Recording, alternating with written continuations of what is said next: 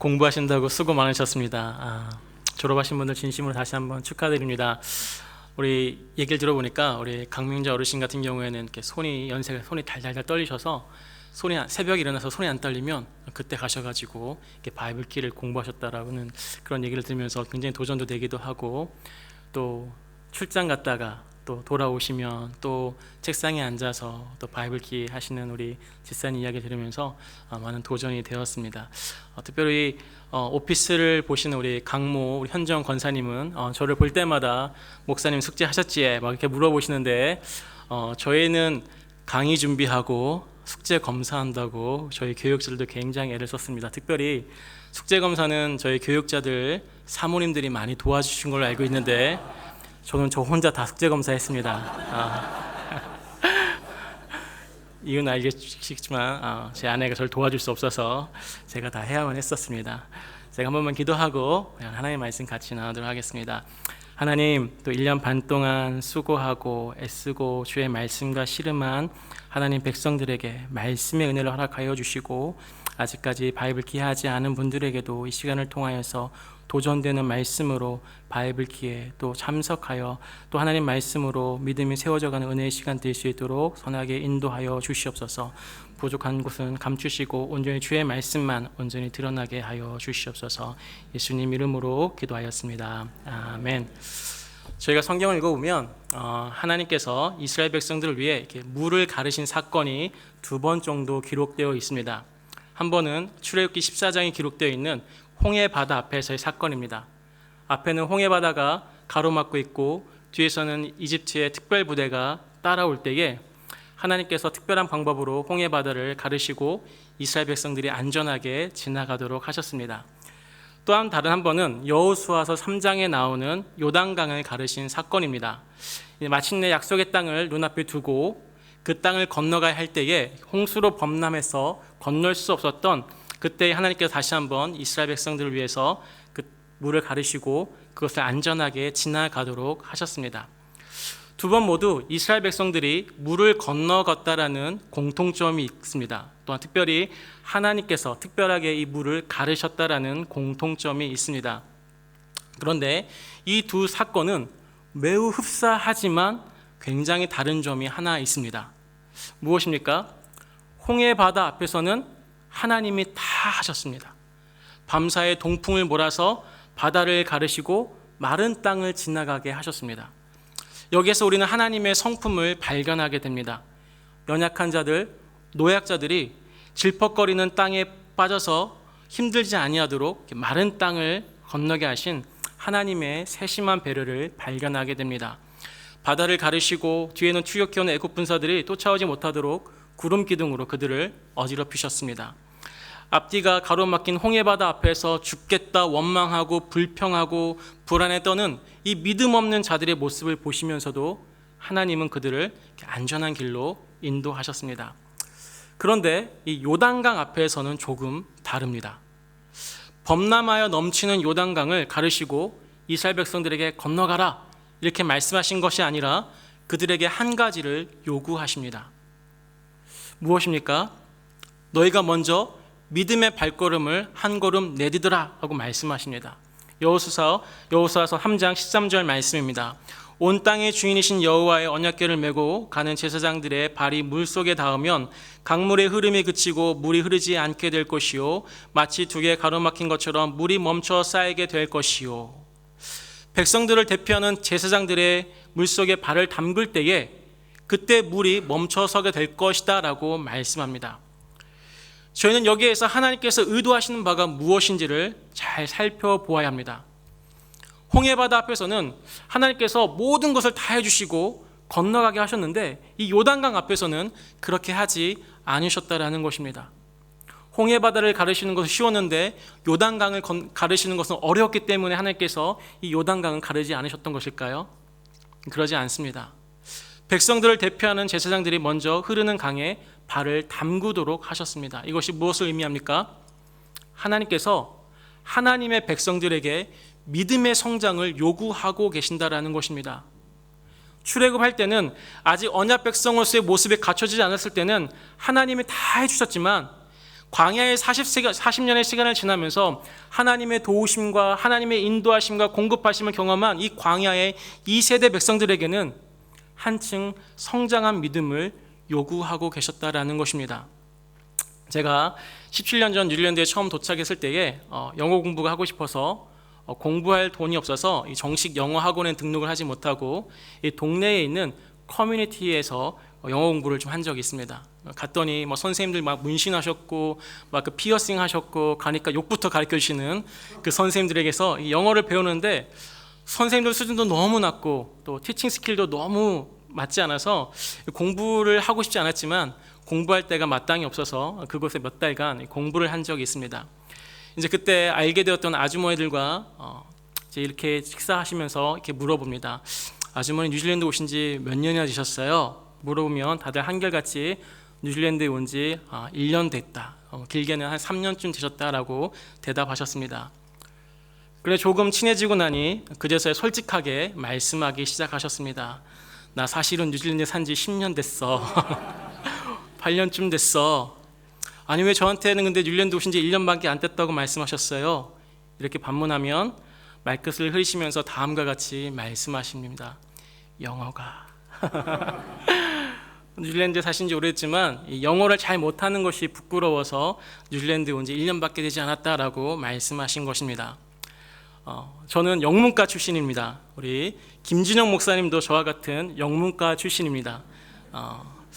이 영문과 출신은 영어를 잘할 거라고 생각하지만 영어를 잘하시는 부류도 있고 저와 우리 김진영 목사님처럼 영문도 모르고 들어간 그런 영문과 출신들도 있습니다. 제가 군대를 제대하고 복학하기 전에 수원에서 등록금을 벌기 위해서 이렇게 알바를 하면서 그때 영어 학원에 등록을 한 적이 있습니다. 등록을 하는데 학원에서 등록 카드에 무슨 대학교에서 무슨 과를 적는 난이 있었습니다. 그래서 제가 자신 있게 제가 공부하는 과를 적었습니다. 수학과. 창피했던 것입니다. 영문과 학생이 이 정도도 모르냐라는 소리 들을까봐 수학과라고 적은 것입니다. 저희는 외국에서 산지 10년, 15년 되는 거야 되는데 영어를 아직도 잘 하지 못하는 것에 대한 부끄러움이 있습니다. 그런데 더 안타까운 사실은 외국에서 오래 살아도 영어를 잘 하지 못하는 것에 대해서는 부끄러움을 느끼면서도 많은 성도들이 신앙의 연수가 10년이 되고 20년이 되어도 말씀을 모르는 것에 대한 부끄러움이 없고 믿음이 자라지 않는 것에 대한 부끄러움이 없다는 것입니다. 신앙생활한 지 수년, 수십 년이 지났음에도 불구하고 여전히 홍해 바다 앞에 서 있던 이스라엘 백성들처럼 문제가 있을 때마다 두려워하고 원망하고 하나님이 다 해주실 때까지는 아무것도 하지 못하는 이런 어린아이 같은 신앙으로 머물러 있는 자들이 너무 많다라는 것입니다. 저희는 말씀 앞에 우리 자신을 확인해야 합니다. 나는 지금 어디에 와 있는가? 나의 신앙은 아직도 홍해 바다 앞에 서 있는 신앙인가? 아니면 믿음이 조금 자라 이제는 나도 믿음의 발걸음을 내디딜 수 있는 요단강 앞에 서 있는 자인지를 확인해야 합니다. 그리고 아직도 내 자신이 홍해 바다 앞에 서 있는 믿음이 연약한 자라면 마땅히 자라야 하고 성숙해야 합니다. 그리고 한 가지 더 깨달아야 할 사실은 신앙의 성장, 신학의 성숙은 무엇보다 하나님의 말씀과 연관이 있다는 것입니다. 물을 가르고 이스라엘 백성들을 안전하게 인도했던 두 번의 사건처럼 성경을 읽어보면 구약시대에 이스라엘 백성들에게 영적 대각성, 영적 부흥이 임했던 두 번의 사건이 등장하는 것을 보게 됩니다. 한 번은 열왕기 22장에 나오는 요시야 왕 때입니다. 의도하지 않았지만 성전을 수리하다 우연히 율법책을 발견한 요시야 왕은 말씀을 읽는 가운데에 하나님의 말씀을 지키지 않은 것을 깨닫고 자신의 죄부터 시작하여 온 이스라엘이 하나님 앞에 회개하도록 영적 각성 운동을 주도합니다. 열왕기상 22장 10절에서 13절 말씀입니다. 또 서기관 사반이 왕에게 말하여 이르되 제사장 hil기야가 내게 책을 주더니라 하고 사반이 왕의 앞에서 읽음에 왕이 율법책의 말을 듣자 곧 그의 옷을 찢으니라. 왕이 제사장 hil기야와 사반의 아들 아히감과 미가야의 아들 악볼과 서기관 사반과 왕의 시종 아사야에게 명령하여 이르되 너희는 가서 나와 백성과 온 유대를 위하여 이 발견한 책의 말씀에 대하여 여호와께 물으라. 우리 조상들이 이 책의 말씀을 듣지 아니하며 이 책에 우리를 위하여 기록된 모든 것을 행하지 아니하였으므로 여호와께서 우리에게 내리신 진노가 크도다. 잃어버린 말씀이 회복되자 요시야 왕 개인부터 시작하여 이스라엘 전체의 영적인 회복이 일어나게 된 것입니다. 특별히 열왕기 23장을 읽어보면 요시야의 종교 개혁의 내용이 한 장 전체에 걸쳐 자세하게 기록되어져 있습니다.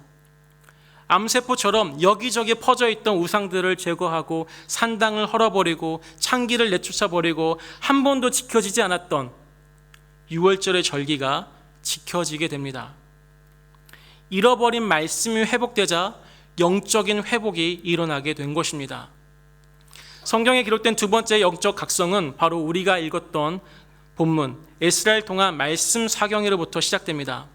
저희는 느헤미야 8장에서 시작된 이 에스라의 말씀 사경회의 그 시점에 무엇보다 주목해 보아야 합니다. 언제 지금 말씀 사경회가 시작되었습니까? 바로 불타버린 성벽 공사가 완성되었을 때에 완공되었을 때였습니다. 느헤미야가 성벽 건축 이후에 에스라를 초청하여 말씀 사경회를 열게 된 것입니다. 리더였던 느헤미야가 알고 있었습니다. 아무리 쇠가 빠지게 성벽을 완공했지만 그 성벽이 나라를 지켜주지 못한다는 것을 그는 알고 있었습니다. 아무리 국가적 하드웨어가 잘 갖추어져 있다 하더라도 소프트웨어 말씀의 기초가 없으면 쉽게 무너지고 만다는 것을 알고 있었던 것입니다. 영적 리더는 이렇게 영적 흐름을 읽을 수 있는 눈이 있어야 합니다. 그래서 학자 에스라를 초대하여 모든 사람들이 하나님의 말씀을 듣게 합니다. 오늘 본문 1절 3절 말씀입니다. 이스라엘 자손이 자기들의 성읍에 거주하였더니 일곱째 달에 이르러 모든 백성이 일제히 수문학 광장에 모여 학사 에스라에게 여호와께서 이스라엘에게 명령하신 모세의 율법책을 가져오기를 청하매 일곱째 달 초하루에 제사장 에스라가 율법책을 가지고 회중 앞 곧 남자와 여자나 알아들을 만한 모든 사람 앞에 이르러 수문 앞 광장에서 새벽부터 종호까지 남자나 여자나 알아들을 만한 모든 사람 앞에서 읽음에 뭇 백성이 그 율법책에 귀를 기울였는데, 말씀을 알아들을 만한 모든 사람들, 아주 어린 유아들을 제외한 모든 사람들을 모아놓고 학자 에스라를 통해 하나님의 말씀을 듣게 합니다. 그러자 어떠한 일이 일어나게 됩니까? 말씀이 임하자 말씀에 반응하는 일들이 일어나게 됩니다. 오늘 본문 5절과 6절 말씀 같이 한번 읽도록 하겠습니다. 에스라가 모든 백성 위에 서서 그들 목전에 책을 펴니 책을 펼 때에 모든 백성이 일어서니라. 에스라가 위대하신 하나님 여호와를 송축하며 모든 백성이 손을 들고 아멘 아멘 하고 응답하여 몸을 굽혀 얼굴을 땅에 대고 여호와께 경배하니라. All the people responded. 모든 백성들이 반응했다라고 말합니다. 아멘, 아멘. They worshiped the Lord with their face to the ground. 이들의 아멘은 습관적인 아멘이 아니었습니다. 그 말씀에 진정으로 반응하며 하나님 말씀 정말 그렇습니다라는 믿음의 고백이었습니다. 자신들의 얼굴을 땅에 박은 채 가장 겸손할 수 있는 서렌더, 항복의 자세로 하나님을 경배하였습니다. 8절 9절을 보니 이렇게 기록되어져 있습니다. 하나님의 율법책을 낭독하고 그 뜻을 해석하여 백성에게 그 낭독하는 것을 다 깨닫게 하니 백성의 율법의 말씀을 듣고 다 우는지라. 말씀을 깨닫게 지자 그들은 모두 울었다라고 기록하고 있습니다. 심령을 쪼개는 하나님의 말씀이 임하자 그들은 울지 않고는 견딜 수 없는 아픔이 있었던 것입니다. 우리의 삶 가운데도 마찬가지입니다. 하나님의 말씀을 눈이 아닌 우리의 마음으로 읽어낼 때에 우리의 마음에 강한 진동을 주실 때가 있습니다. 울지 않고는 견디기 힘든 내 안의 죄를 탄식하게 하시는 성령의 역사하심의 말씀이 우리 삶에 임하게 될 때 나타나게 되는 것입니다. 또 하나 말씀이 임할 때 울지 않고는 견디기 힘든 하나님의 따뜻한 사랑에 아멘으로 화답하게 됩니다. 그래서 예수님을 잘 믿는 사람들 보면 울보가 됩니다. 말씀을 전하다 울고 기도하다 울고 찬양하다 울고 주변 사람들이 핀잔을 줍니다. 또 운다. 우리 서승현 선생님 매주 설교할 때마다 우십니다. 그러면 영상시에서 우리 이완 전사님하고 저하고 그분이 오고 계십니다. 하도 우시길래 전 3번만 더 우시면 커피 사셔야 됩니다. 그런데 제가 커피를 다 못 마시고 떠나게 생겼습니다. 정말 커피로 목욕할 만큼 우리 서승현 목사님 설교할 때마다 우시죠. 3주 전에 우리 황보 목사님하고 해밀턴의 신방을 다녀온 적이 있습니다. 황달이 있어서 이 병원에서 치료받고 있는 갓난아기를 위해서 기도하던 황보 목사님께서 우시는 거예요. 목사님 또 왜 우세요? 이게 뭐자 자꾸 그러게 자꾸 눈물이 나네요 하면서 눈물을 훔치셨습니다. 저는 황보 목사님의 그 우는 모습이 굉장히 아름다워 보였습니다. 황보 목사님은 갱년기가 되어 우시는 걸까요? 점점 나이가 들어 여성 호르몬이 많아서 우는 것일까요? 1번, 2번. 그러지 않습니다. 말씀을 통해 하나님의 은혜를 알게 되면 우리의 심령이 살처럼 부드러운 마음이 됩니다. 에스겔서 11장 19절 말씀입니다. 내가 그들에게 한 마음을 주고 그 속에 새 영을 주며 그 몸에서 돌 같은 마음을 제거하고 살처럼 부드러운 마음을 주어. 강팍한 심령을 가진 사람들은 결코 울 수 없습니다. 그러나 말씀 임할 때에, 말씀 우리의 심령을 흔들 때 우린 주의 말씀 앞에서 눈물로 반응하게 되는 것입니다. 이러한 면에서 울보가 되는 은혜가 있기를 축복합니다. 말씀이 우리 삶 가운데 있을 때 눈물만 있는 것은 아닙니다. 말씀이 임할 때 세상이 알 수도 없고 세상에 줄 수도 없는 기쁨도 주어지게 됩니다. 오늘 본문 12절의 말씀입니다. 모든 백성이 곧 가서 먹고 마시며 나누어 주고 크게 즐거워하니 이는 그들이 그 읽어 들려준 말을 밝히 알미라. 먹고 마셔서 신이 나서 즐거운 것이 아니라 이스라엘 백성들은 하나님 말씀에 깨달아지자 크게 즐거워하였다라고 말씀합니다. 말씀이 깨달아지고 특별히 로고스의 말씀이 나에게 레마의 말씀으로 나에게 개인적으로 주어질 때에 얼마나 큰 기쁨이 임하게 되는지 모릅니다. 그래서 예레미야 선지자는 다음과 같이 고백합니다. 예레미야서 15장 16절의 말씀입니다. 주님의 말씀이 내게 이르렀을 때에 저는 그 말씀을 삼켰습니다. 주님의 말씀을 듣고 저는 행복했습니다. 무엇 때문에 행복하다고 고백합니까? 하나님의 말씀을 들을 때, 하나님의 말씀이 임할 때에 참 행복했다라고 예레미야 선지자는 고백합니다. 말씀 때문에 행복하고 말씀 때문에 기뻐하는 일들이 우리 삶 가운데 더욱 많아지기를 기도합니다. 마지막으로 한 번 더 살펴볼 것은 말씀이 임하게 되면 울고 웃는 감정적 반응만 일어나는 것이 아니라 삶의 실제적 변화가 일어나게 된다는 것입니다. 오늘 본문 10절에서 12절까지 말씀 우리 한번 같이 읽도록 하겠습니다. 느헤미야가 또 그들에게 이르기를 너희는 가서 살찐 것을 먹고 단 것을 마시되 준비하지 못한 자에게는 나누어 주라. 이날은 우리 주의 성일이니 근심하지 말라. 여호와로 인하여 기뻐하는 것이 너의 힘이니라 하고 레위 사람들도 모든 백성을 정숙하게 하여 이르기를 오늘은 성일이니 마땅히 조용하고 근심하지 말라 하니 모든 백성이 곧 가서 먹고 마시며 나누어 주고 크게 즐거워하니 이는 그들이 그 읽어 들려준 말을 밝히 알미라. 함께 모인 자들 가운데에는 먹을 것을 준비하지 못한 자들이 있었습니다. 먹을 것을 준비할 수 없는 가난한 자들이 그들의 회중 가운데에 있었단 말입니다. 그러한 자들에게 너희가 준비한 것을 나누어 주라라고 에스라는 말씀합니다. 그러자 12절의 말씀을 통해서 확인하는 것처럼 한 사람도 빠짐없이 모든 백성이 곧 가서 먹고 마시고 나누어 주고 크게 즐거워하였다라고 말씀합니다. 사도행전 2장에서도 이와 비슷한 모습이 한 번 더 기록되어 있습니다. 사도행전 2장 42절 47절 말씀입니다. 그들이 사도의 가르침을 받아 서로 교제하고 떡을 떼며 오로지 기도하기를 힘쓰니라. 사람마다 두려워하는데 사도들로 말미암아 기사와 표적이 많이 나타나니 믿는 사람이 다 함께 있어 모든 물건을 서로 통용하고 또 재산과 소유를 팔아 각 사람의 필요를 따라 나눠주며 날마다 마음을 같이하여 성전에 모이기를 힘쓰고 집에서 떡을 떼며 기쁨과 순전한 마음으로 음식을 먹고 하나님을 찬미하며 또 온 백성에게 칭송을 받으니 주께서 구원받는 사람을 날마다 더하게 하시니라. 자신의 재산과 소유를 팔아 각 사람의 필요에 따라 나누어 줄 때에 교회 안에 큰 기쁨이 있었고 무엇보다 47절 확인하듯이 교회가 온 백성들에게서 칭송을 받았습니다. 요즘 이 시대는 세상의 교회를 염려합니다. 세상의 교회를 비난합니다. 그런데 초대교회 때는 세상의 교회를 칭찬하였다라는 것입니다. 그 이유가 무엇입니까? 교회가, 성도가 하나님 말씀이 임할 때에 그 말씀에 제대로 반응하고 그 말씀에 순종하였기 때문입니다. 말씀을 들을 때 머리로만 반응하는 것이 아니라 말씀을 마음과 말씀을 손과 발로 반응하였기 때문입니다. 얼마 전 마운틴 이든의 더 펠로십 처치라는 저희 교단의 새로운 교회가 개척되었습니다. 창립 예배를 드리던 날 말씀을 전하시던 우리 윤준환 목사님께서 이렇게 말씀하셨습니다.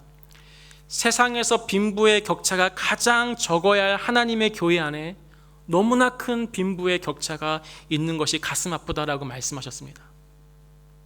목사님이 이 문제를 놓고 하나님 앞에 씨름하며 기도할 때에 하나님께서 목사님에게 이러한 마음을 주셨다는 것입니다. 이미 난 너에게 빈부의 격차의 문제를 해결할 수 있는 모든 것을 교회에게 주었다. 그러나 문제는 너희가 나누려 하지 않을 뿐이다 라고 하나님께서 목사님에게 그런 마음을 주셨다는 것입니다. 같은 교회 공동체 안에는 다음 주 렌트비를 걱정하며 발을 동동 구르는 성도가 있습니다. 아버지가 돌아가셨는데 비행기 티켓 값이 없어서 장례식에 참석하지 못하는 성도가 우리 안에 있습니다. 그러나 동시에 많은 것을 가지고 있으면서도 다른 사람들과 나누지 못하고 있는 성도들을 또한 보게 됩니다. 많이 맡긴 자에게 내가 많은 것을 요구하시겠다라는 하나님의 말씀을 기억하십시오. 하나님의 말씀이 임할 때에 이스라엘 백성은 단지 그 말씀을 듣고 자신의 가슴을 치고 기쁨의 눈물만 흘리지 않았습니다. 그들은 가지지 못한 자들, 준비하지 못한 자들 위해 자신이 가진 것을 기꺼이 내어놓고 함께 나누었습니다. 그러할 때에 가진 소수만의 사람들만이 아니라 모든 사람들이 함께 기뻐할 수 있었습니다. 이 기쁨이, 이 소망이 하늘의 교회 구석구석 가득 채워지기를 주님의 이름으로 축복합니다. 우리 한번 이 시간 말씀을 생각하며 우리 한번 같이 기도하도록 하겠습니다.